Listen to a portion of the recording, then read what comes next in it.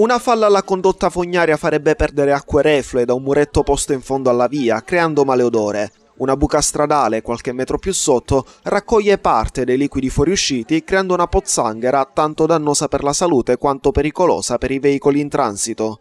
Erbacce crescono rigogliose sul posto e spazzatura viene abbandonata sullo stesso. Di tutto ciò, i cittadini sono stanchi.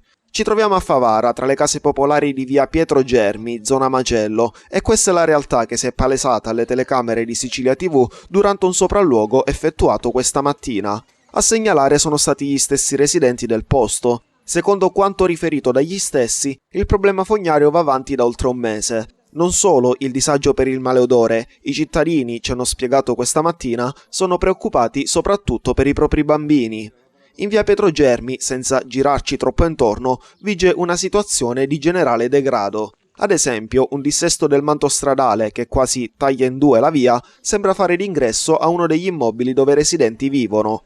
Quello dei cittadini, per le condizioni dell'ambiente in cui vivono, è un sentimento di rabbia. Gli stessi chiedono interventi di ripristino per migliorare la vivibilità di via Pietro Germi, e in questo caso è l'amministrazione comunale che deve agire, senza se e senza ma.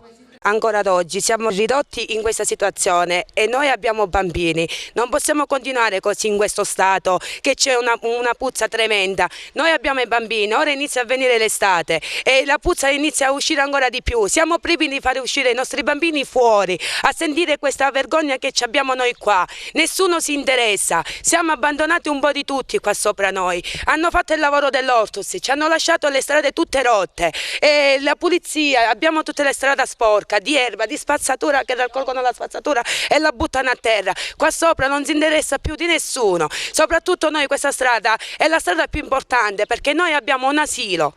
Allora io vi prego di venire a risolvere un po' la situazione perché così non si può continuare, L'acqua ancora inizia a scendere ancora sotto. E noi con i bambini come facciamo altri 2 giorni con questo caldo che c'è? È un problema fognario. E si vede la situazione dei fatti che è un problema fognario. Quindi che intervento si chiede? Di venire a vedere la situazione e di venire a risolvere un pochettino questa situazione che c'è qua. Intanto, per quanto riguarda la fuoriuscita di reflui dalla condotta, i residenti del posto ci hanno fatto sapere che è da più di un mese che segnalano il problema a Girgenti Acque. Gli stessi però ci hanno anche informato di come, proprio stamani, dopo il nostro intervento, la società li abbia informati di un loro imminente sopralluogo. L'intervento è previsto per domani.